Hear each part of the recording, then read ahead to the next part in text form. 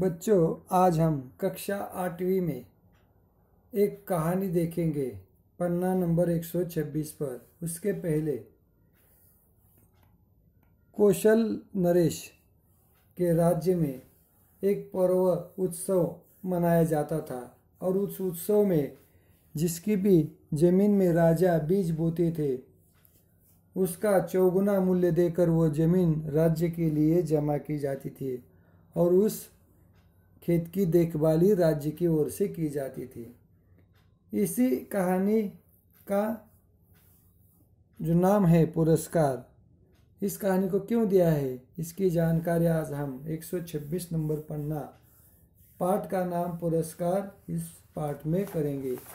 इसे लिखा है जयशंकर प्रसाद जी ने। आकाश में काले काले बादल घुमड़ रहे थे।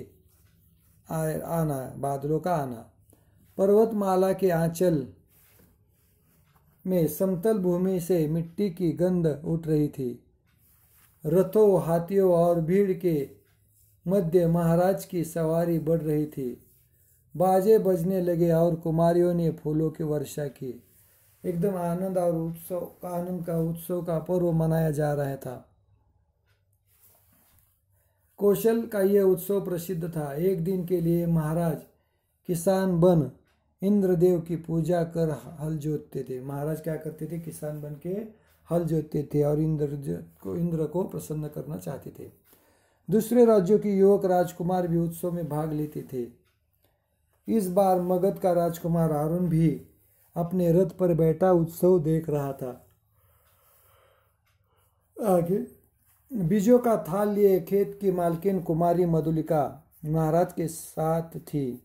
सब लोग महाराज का हल चलाना देख रहे थे और राजकुमार अरुण देख रहा था मधुलिका का बहुला सौंदर्य। आगे उत्सव का प्रधान कार्य समाप्त हो गया। महाराज ने मधुलिका के खेत का पुरस्कार दिया।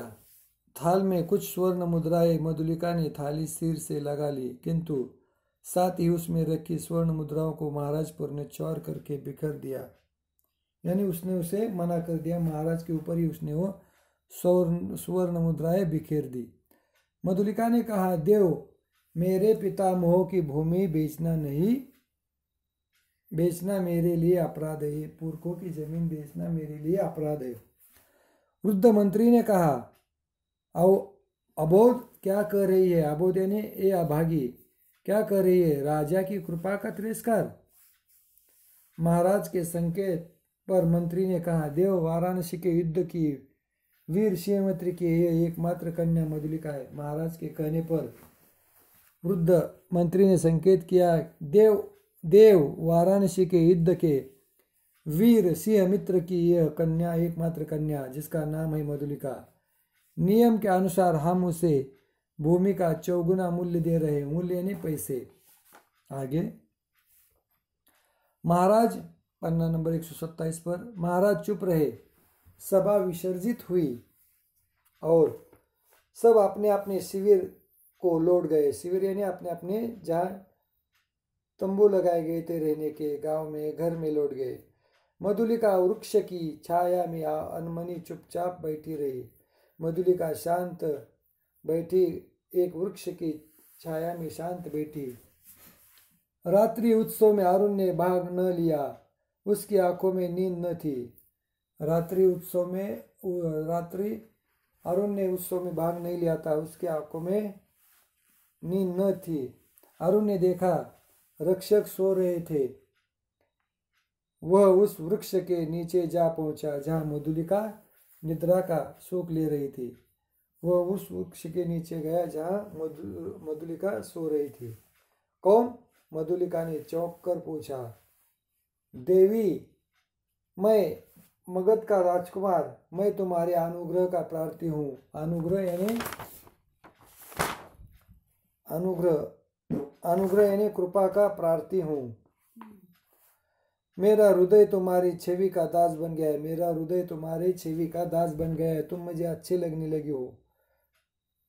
मैं कौशल नरेश से तुम्हारी भूमि तुम्हें दिलवा दूंगा। और वो कहता है, तुम मुझे अच्छी लग रही है और मैं तुम्हें देखकर, तुम्हारी इस हालत को देखकर कौशल नरेश से तुम्हारी भूमि तुम्हें दिलवा दूंगा।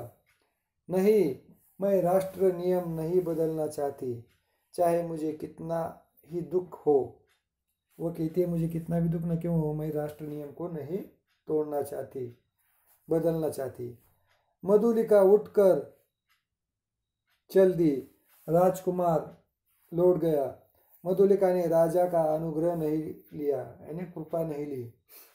वह दूसरे के खेतों में काम करती और कठोर परिश्रम से जो सूखा अन्न मिलता उसे खाकर अपनी झोपड़ी में पड़ी थी।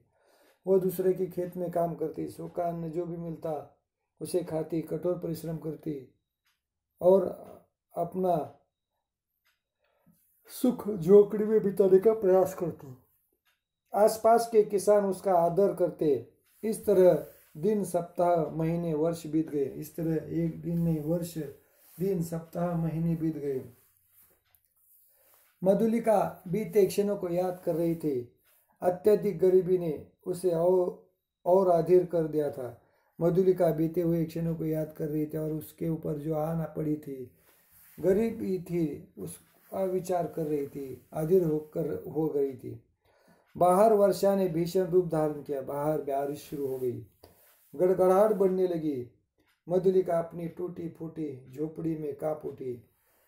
बाहर गड़गड़ाहट होने लगी, वर्षा होने लगी। बाहर मधुलिका अपनी टूटी फूटी झोपड़ी में कांप उठी। सहसा बाहर कुछ शब्द हुआ, कौन है यहाँ? सहसा बाहर से आवाज आई और मधुलिका ने पूछा, कौन है यहाँ? पथिक को आश्रय चाहिए, उसने बाहर से कहा। पथिक यानी रास्ते से जाने वाला, पथिक को आश्रय चाहिए। मधुलिका ने दंडियों से अपना बना द्वार खोल दिया। मधुलिका ने अपनी झोपड़ी का, झुग्गी का द्वार खोल दिया जो लकड़ी की डंडी से बना था। बिजली चमक उठी। उसने देखा एक पुरुष घोड़े पर सवार है। उसने देखा कि एक पुरुष घोड़े पर सवार है। वह चिल्ला उठी, राजकुमार? मधुलिका आश्चर्य से युवक ने कहा, तुम्हारी यह दशा? मधुलिका बोल उठी और आज आपकी हालत, ऐसा कहने लगी। मैं मगध का विद्रोही निकाला गया राजकुमार कौशल में जीविका खोजने आया हूँ, स्वागत है। मैं मगध का विद्रोही राजकुमार हूँ, कौशल में जीविका खोजने आया हूँ, इसलिए रानी कहती है स्वागत है। शीतकाल के कोहरे से घिरी चांदनी में बैठे अरुण और मधुलिका परस्पर बात कर रहे थे। और शीतकाल की चांदनी में घिरी रात के समय अरुण और मधुलिका परस्पर बात कर रहे थे। इतनी गरीबी में इतने सैनिक साथ रखने की क्या आवश्यकता है? मधुलिका ने सवाल किया। किसे? विद्रोही अरुण नरेश से। इतनी गरीबी में इतने सैनिक का साथ रखने की आवश्यकता है? मैं अपने बाहुबल से नया राज्य बनाऊंगा। उस वक्त वो कहता है मैं अपने बाहुबल से नया राज्य बनाऊंगा। ओ, तुम्हारा उत्साह कम नहीं हुआ? तुम्हारी इच्छा हो तो मैं प्राणों की बाजी लगाकर तुम्हें कौशल सिंहासन पर अपनी रानी के रूप में बिठा दूंगा। तो अरुण कहता है तुम्हारी इच्छा हो तो मैं प्राणों की बाजी लगाकर तुम्हें कौशल के सिंहासन पर अपनी रानी के रूप में बिठा दूं। मधुलिका कांप उठी। क्या? ऐसा कहते हैं पर्दा गिरता है। आगे का हिस्सा हम आगे की ताशिका के समय करेंगे। यहाँ पर रुकते हैं हम। धन्यवाद। और आपके लिए होमवर्क रूपी प्रश्न, मधुलिका के बारे में 10 वाक्य लिखकर व्हाट्सएप पर सेंड करिए। यहाँ पर रुकते हैं हम। धन्यवाद।